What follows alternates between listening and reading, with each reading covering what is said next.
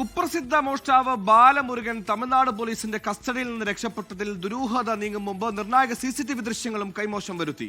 ബാലമുരുകൻ രക്ഷപ്പെടുന്ന CCTV ദൃശ്യങ്ങൾ Tamil Nadu Q branch പരിശോധിക്കുന്നതിനിടയിൽ ഡിലീറ്റായി എന്നാണ് വിശദീകരണം. ദൃശ്യങ്ങൾ വീണ്ടെടുക്കാൻ നടപടി തുടങ്ങിയിട്ടുണ്ട്. തമിഴ്നാട് കേന്ദ്രീകരിച്ച് ബാലമുരുകനുള്ള അന്വേഷണം ഊർജിതമായി തുടരുകയാണ്.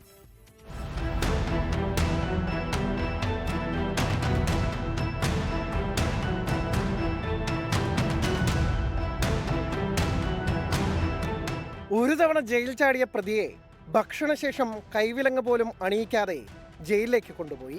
ജയിലിന് 50 മീറ്റർ അകലെ മൂത്രമൊഴിക്കാൻ വാഹനം നിർത്തി.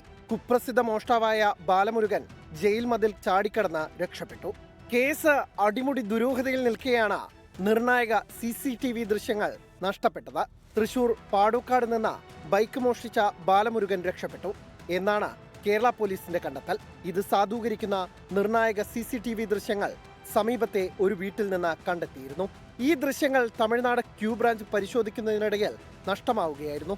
ദൃശ്യങ്ങൾ പിന്നോട്ടടിച്ചപ്പോൾ ഡിലീറ്റായി എന്നാണ് വിശദീകരണം. ദൃശ്യങ്ങൾ വീണ്ടെടുക്കാനുള്ള നടപടി ആരംഭിച്ചു.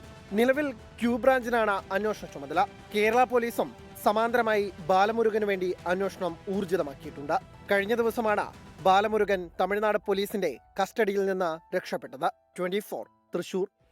ലോകത്തെവിടെയായാലും ഏത് സമയത്തും 24 വാർത്തകളും ഓഗ്മെന്റഡ് റിയാലിറ്റി പാക്കേജുകളും എക്സ്പ്ലെയിനറുകളും വിശദമായി കാണാൻ ഞങ്ങളുടെ യൂട്യൂബ് ചാനൽ നിങ്ങൾക്ക് സബ്സ്ക്രൈബ് ചെയ്യാം.